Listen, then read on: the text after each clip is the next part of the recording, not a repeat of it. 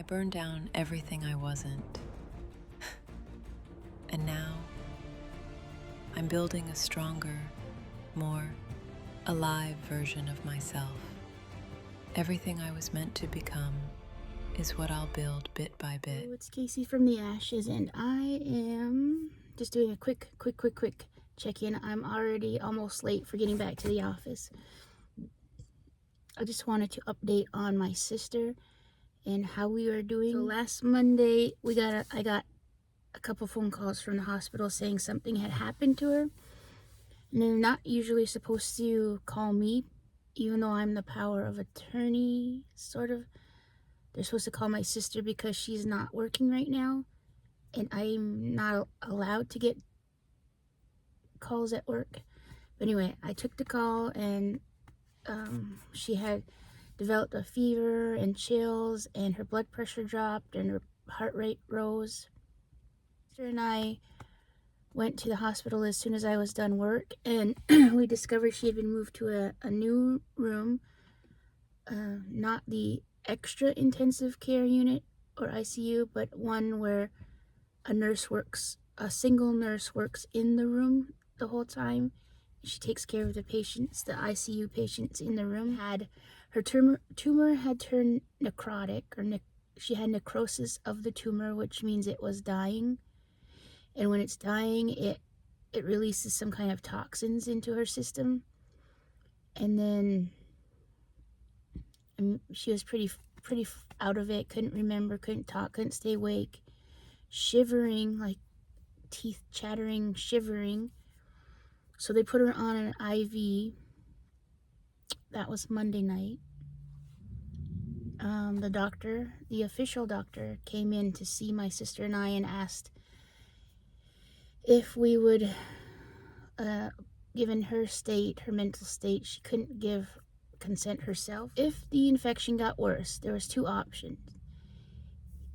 He could just make her comfortable and just let her go, or he could go in and operate and remove the tumor, but there was a high risk that she would not survive the surgery. She does have the DNR, but the doctor said if she survived the surgery, it was likely she'd be on a respirator, which is not the same as heroic life-saving, but the time on the respirator would allow her body to recover. So I thought, that's great. It was yes to the surgery, but no heroics to save her life. So that was our final decision before we left the hospital. After the hospital, he called us back, and he said he had more time to go over her CT scan, and it showed that the cancer had spread to nodules around the tumor, and he officially gave her a stage 4 diagnosis, and it was so high risk that he did not think she was going to survive that surgery. So then that changed her mind, that we didn't want her to have the surgery.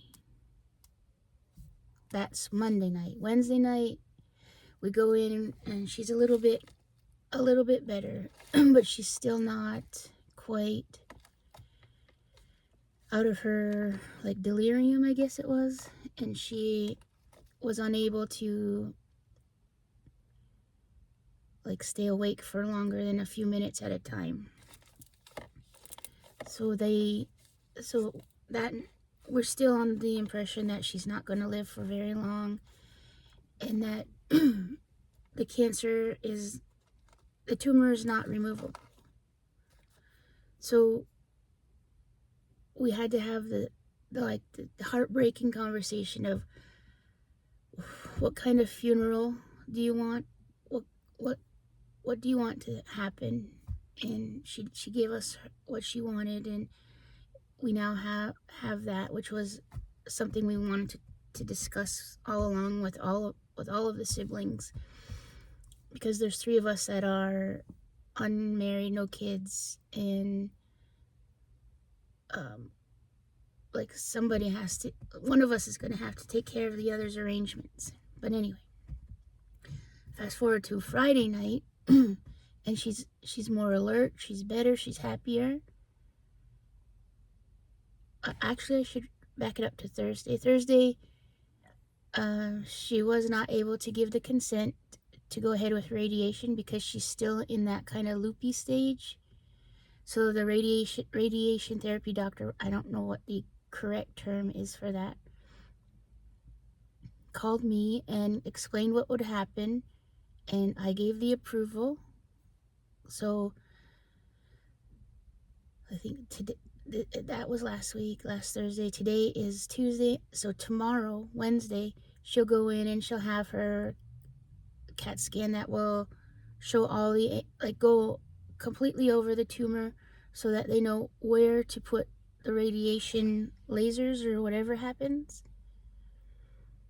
And she'll have 5 consecutive days of treatment, radiation treatment, and then she'll come home. And then in 6 to 8 weeks after that, after hopefully the radiation kills, shrinks the tumor more, because right now it's aggressive, and its little paws have grabbed onto her uterus, her bladder, her kidneys, her intestines. I think the five different places it has grabbed on, but the radiation should kill it off, bring back its like little claws, and then she'll be able to have the surgery.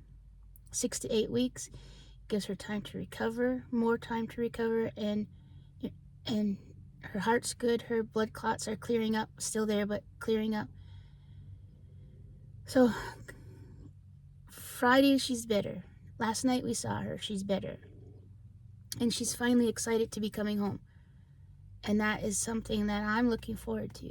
I mean, to go from she's dying, she won't make it last Monday, to she's coming home this Monday has been like, I don't know how my emotions can survive these ups and downs, but I will do whatever I have to protect her, to keep her going. That's my check-in for now.